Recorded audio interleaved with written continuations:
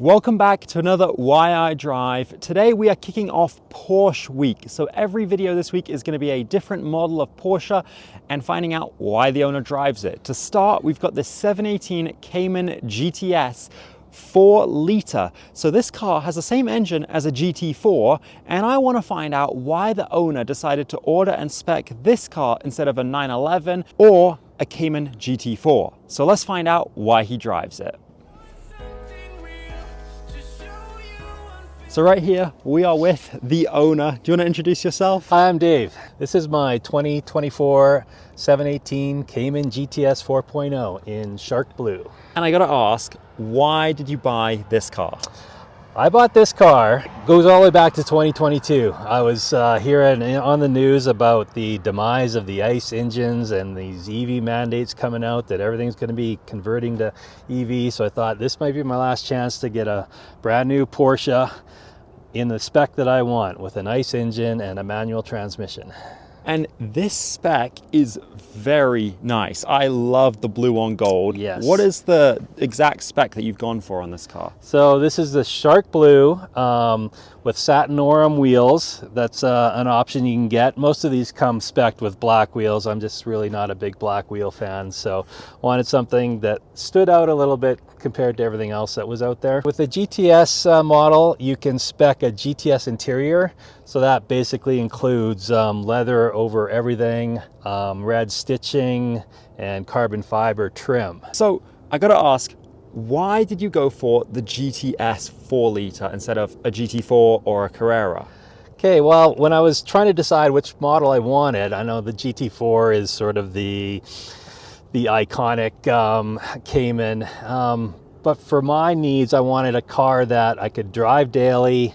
I wasn't going to be taking it to the track all the time or racing it, and the GT4 just felt like it was spec'd a little bit more racy than I wanted. So this has the identical engine to the GT4. It's just detuned by 20 horsepower. This one has 394 horsepower and 317 pound-feet of torque.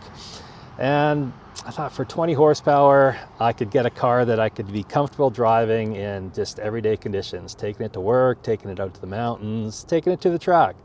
And it has a manual transmission, right? Yes, yeah, very few cars left with manual transmissions. So this one's got a 6-speed manual. Okay, so for those that don't know, what's the price difference between a GT4 and the 4-liter? I would say there's about a $40,000-$50,000 difference in the price, and that price just didn't. Oh, are you serious? Yeah. 50 grand? Yeah, exactly. So you get a big wing.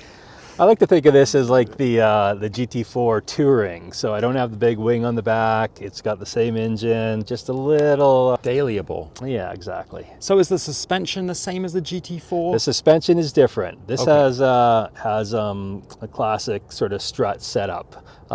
It's basically definitely tuned for sportiness, but it doesn't have the race-inspired suspension like the GT4. Other than that, it's pretty similar to a GT4, and I can't believe the price difference. I know, exactly.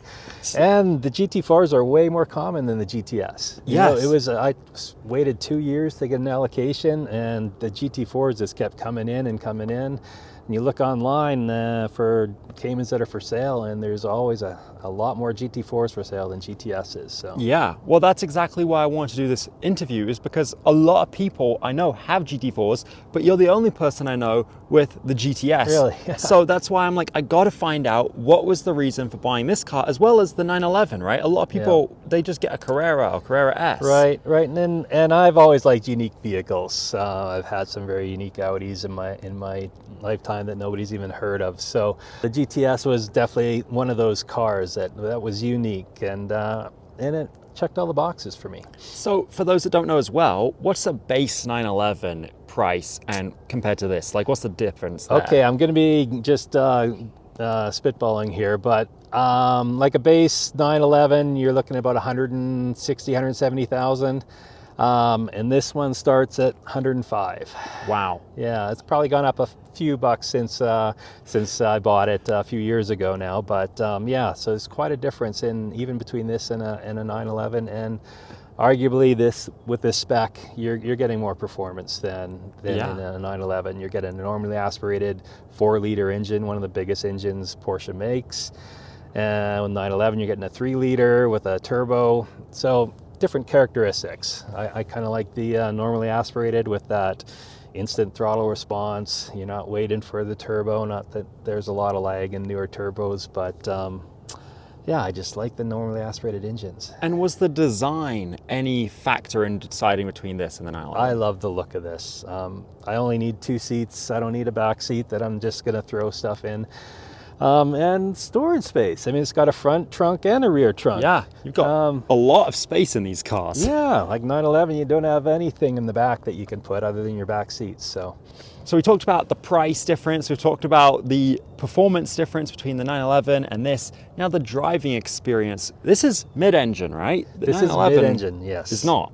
Yeah, so this is actually considered a better handling car than the 911, and I have to agree. I've taken it into an autocross with the Porsche Club in Calgary here, and I had driven it for over a year, but once I took it to this autocross, it just took it to a different level. I had no idea what it was capable of until I spent the day whipping around those cones. And the balance in this car, I can imagine, is different to the 911, right? Yeah, it is balanced. Because it's a mid-engine, the steering response is better. You don't have the back end kicking out as much. And back to that autocross, I was the second fastest car in the entire group next to an instructor in a GT4. A lot of other 911s in that grouping, and so I think that says a lot about the car. Not so much about my driving, but more about the car. Yeah, I can imagine. So do you mind if we go for a ride in this car? Yeah, sure. Let's go for a drive. All right.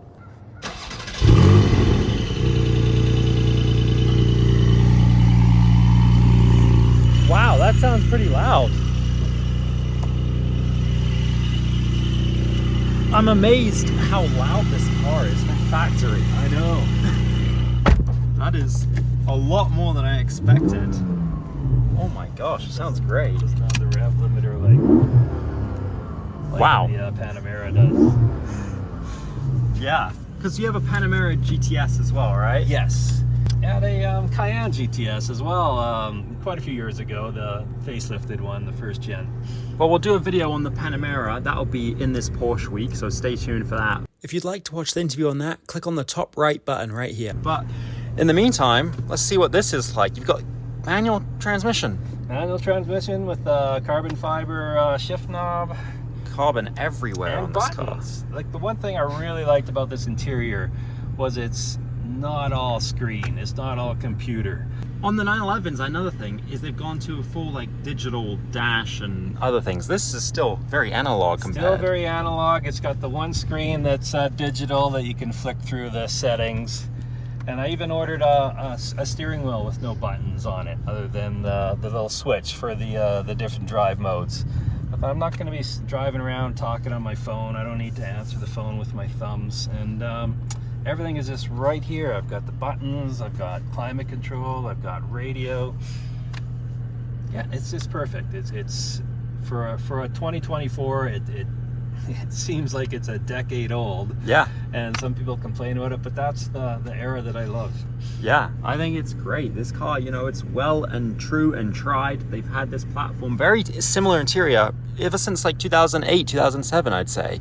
Yeah. The 2012 is when they started out with a 981, and this essentially hasn't changed all that much since then.